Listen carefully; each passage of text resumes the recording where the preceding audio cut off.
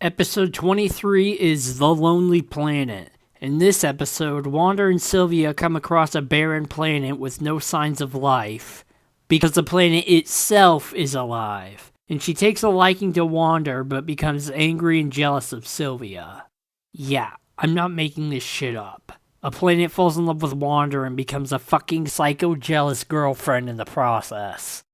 This is an amazing episode, and in fact, it was the ep that got me into Wander Over Yonder in the first place.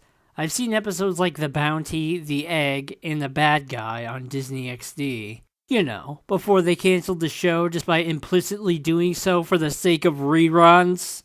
Anyway, I've seen a few episodes and I thought it was a pretty good show, but nothing I was super into.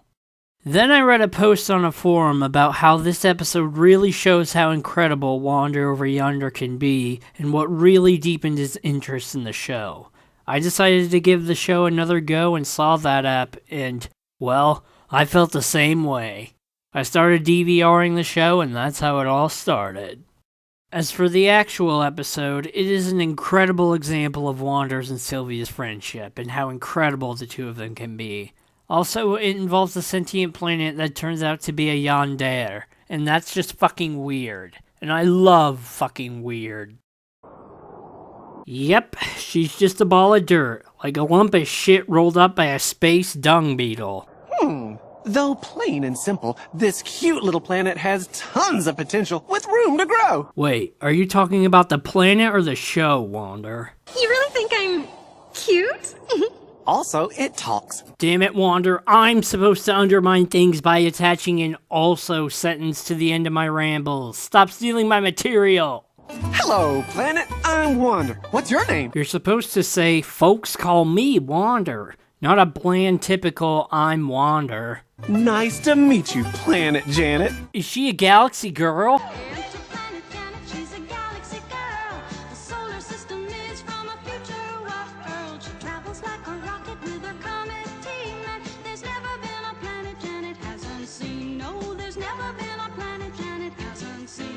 Though why would I even bother? It's not like I've had any visitors.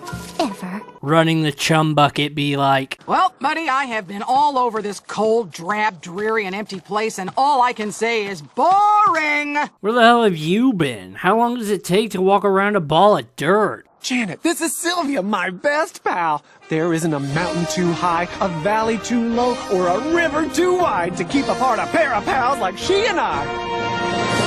Sums up their friendship in one brilliant sentence. It's very nice to meet you, Sylvia. Talking planet, huh? Whoa, talk about giving someone the cold shoulder. Eh? Anyone? Anyone? Wait, no, don't close out the window! Sylvia, come on in, the water's wet! Okay, that line made me laugh more than it should have. I wanted that too! Spin dashing down Green Hill Zone. Sylvia! This! No! Look! See! There it is, the sunset! I always love to count it down. 5! You do the rest, Syl. Oh, Wander, hearing you say that melts my already molten core. And that molten core wouldn't happen to be filled with Volcanium X, would it? Ooh, Sylvia, watch out for that bush. I think it's poison jivy. Jivey, so it makes you dance. Ew! Alright, seeing Sylvia scratch herself like a dog is kind of adorable.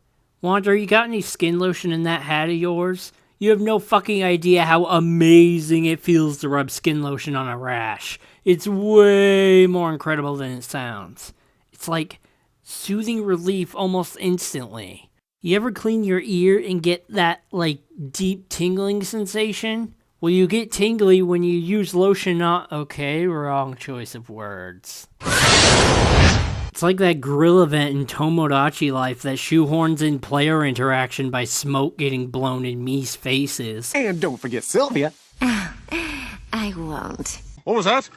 I thought I heard you say something pointedly, like you were plotting to take someone down. Someone close to you. Someone completely oblivious. Nope. Okie dokie.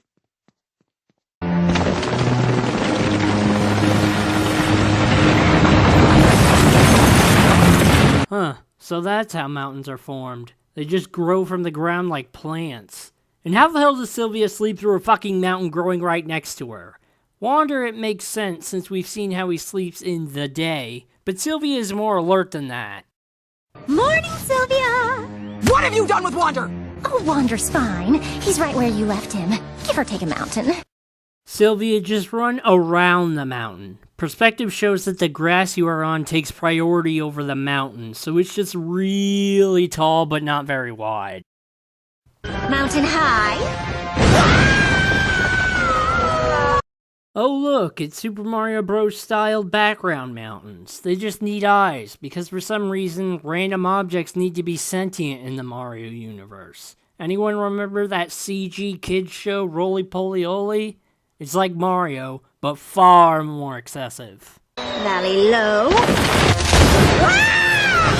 Digging straight downward, only to fall into an underground ravine be like... What's next? Oh, yes. Goodbye, Sylvia! Wait, I thought it was river wide, not goodbye, Sylvie. Ah, there it is.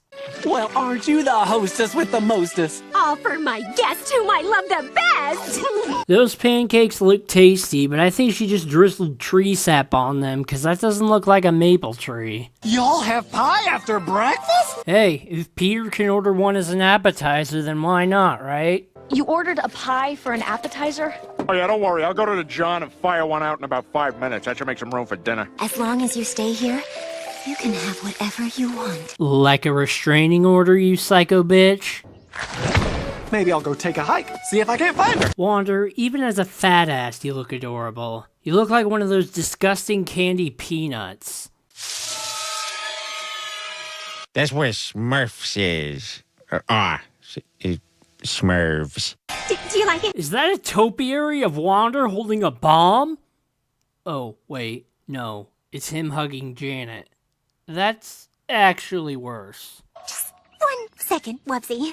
I'll be right with you. Did she just call him Wansy or Wubsy? Because this is Wubsy. You know, I could never figure out what gender Wubsy was. It's like Tweety Bird. Or the brave little toaster. Janet used perceptible blades. So long, Sylvia. It was so nice to eat you. Holy shit, that was unsettling. It's like the Soviet Russia version of Galactus. Planets eat you. Excuse me. You just ate someone alive. You lost all sense of decency and good table manners, so excusing yourself is meaningless.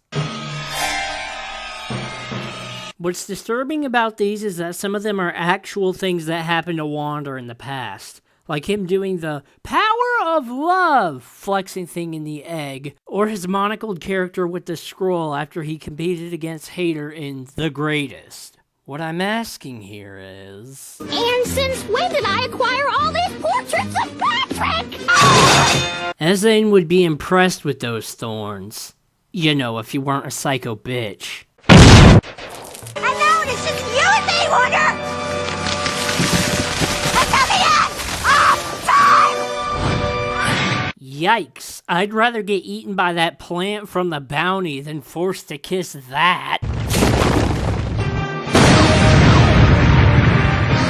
Sylvia!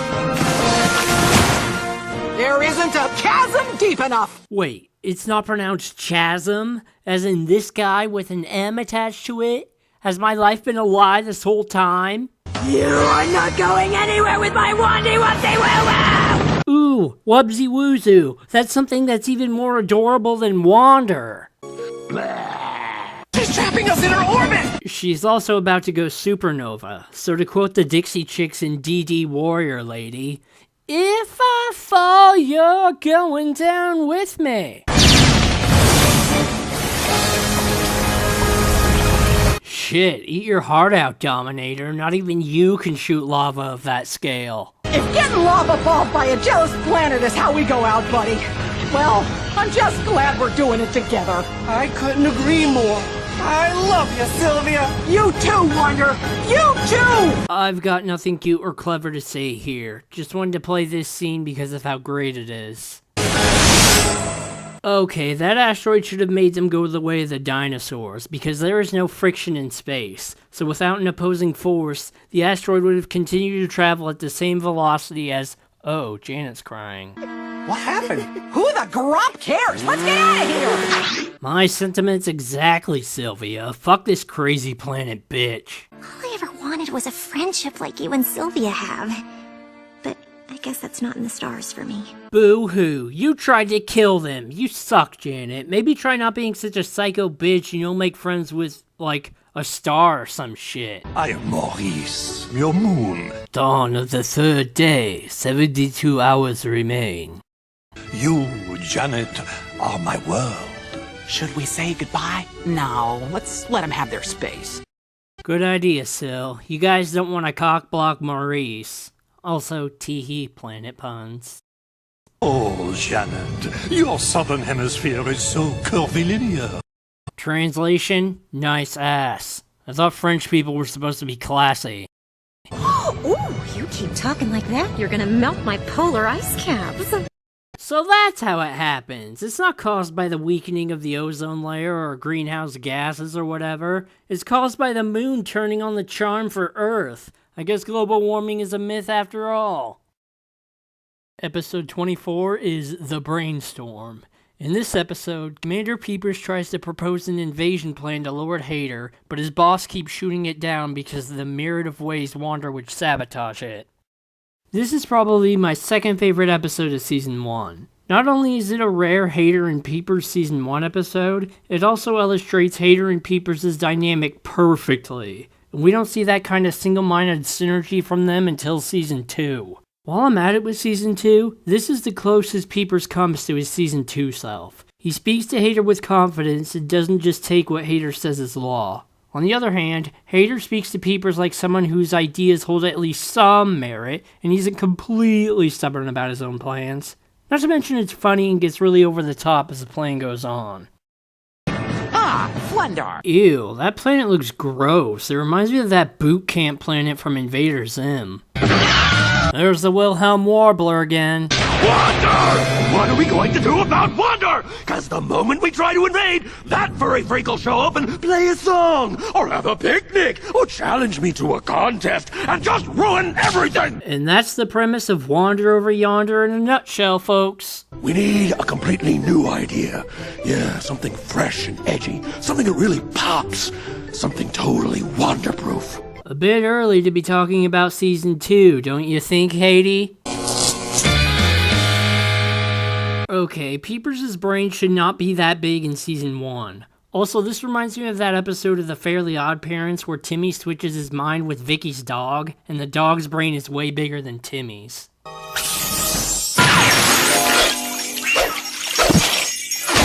We don't use the army, we use... Doom Dragons! Oh, so that's what those are called. Not as cool as Night Fury or Monstrous Nightmare, but it works. If we attack with Doom Dragons, Wander's just gonna show up and tame him with the power of love or something gross like that. And now Wander has an army of Doom Dragons. Great work, Peepers! So Wander basically pulls a hiccup on them? Then again, the power of love didn't do shit the last time he faced a Doom Dragon. Till Wander takes its batteries. How the hell did he fit batteries of that size into that Walkman? Also, it's 2014, at least give him an iPod. But I guess since you can charge those up, you need to go a little retro. Also, I can totally see Wander being a hipster by sticking with outdated media like that. Peepers, will you just think for 1 second before you talk, okay? Arguing with someone who doesn't know what they're talking about be like, You're being such a... Whoa, write it down and I'll tell you if you can say it. No, you can't say that. Unless that was simply Wander disguised as the princess. And now I'm married to Wander. Is that what you want, Peepers? For me to marry the person I hate the most in the entire universe? See? Even in Hater's hypothetical scenarios, Wander is gay for him. Wander shows up and teaches them to be self-reliant and live in perfect equality and harmony. And he'll also rescue the king somehow. Well, I mean, monarchy is only one step above a dictatorship, so I feel like Wander should do that anyway. I didn't want to bring this up, it's still very experimental.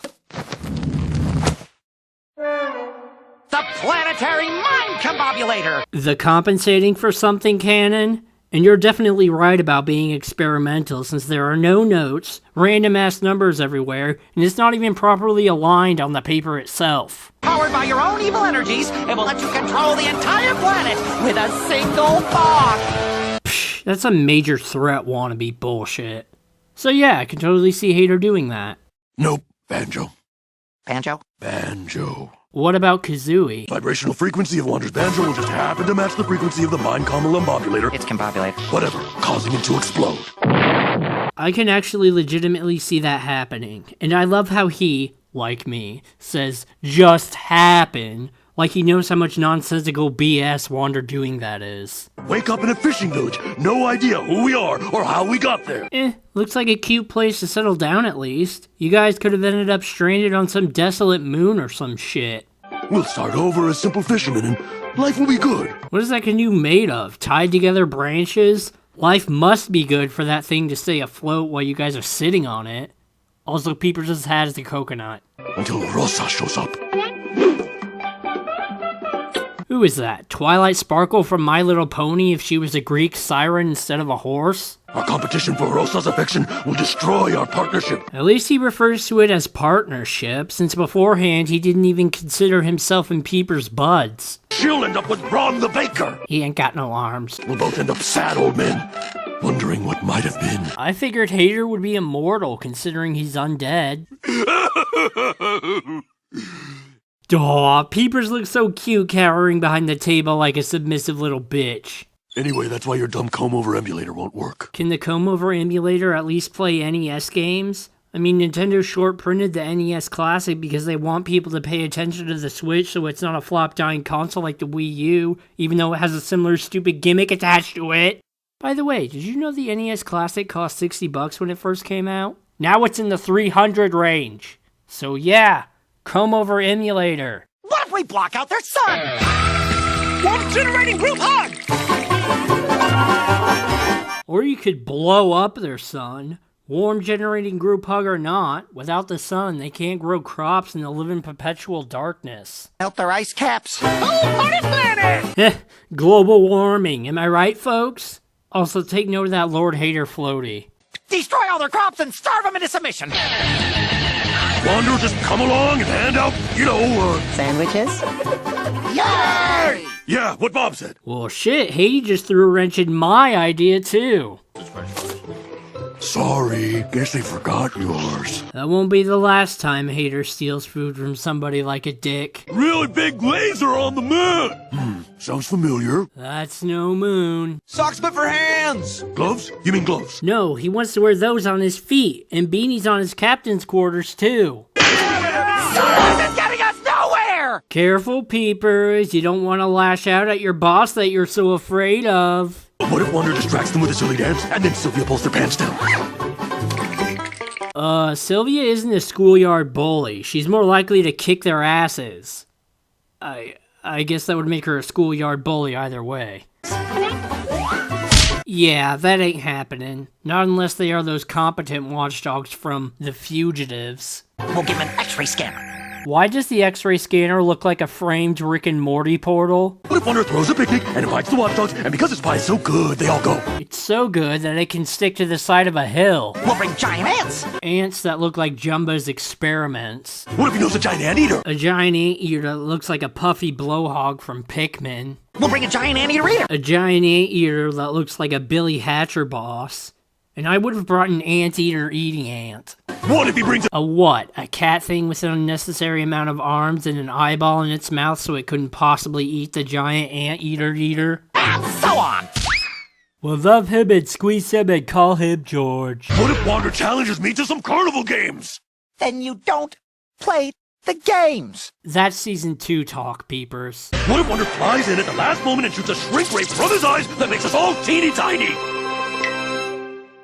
That's season 2 talk, Haiti. Wander doesn't become a superhero unless he's up against a giant banana.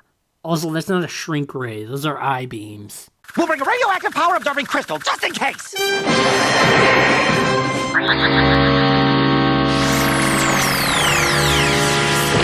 Is that a Chaos Emerald? Or is it the Ancient Gem? Because if it's the Ancient Gem, you can just use it to terraform the planet. This just might work. I like it. It's sneaky, and it just might work. We could use him as a footstool or a table to play Scrabble on, then tie him up and beat him up and throw him out of Babylon. He just keeps conquering planets and doing evil!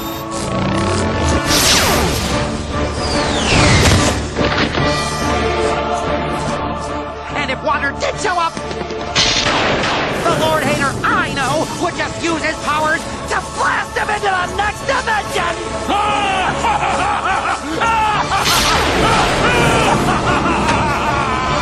Sorry, peepers, but Hater isn't that kind of villain. If he remembered to use his powers like that, he would have destroyed Wander a long-ass time ago.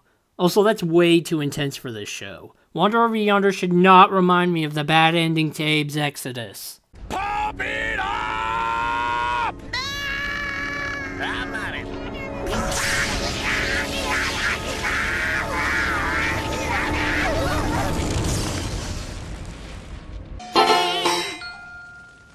Banjo. Believe it or not, that joke comes full circle later on.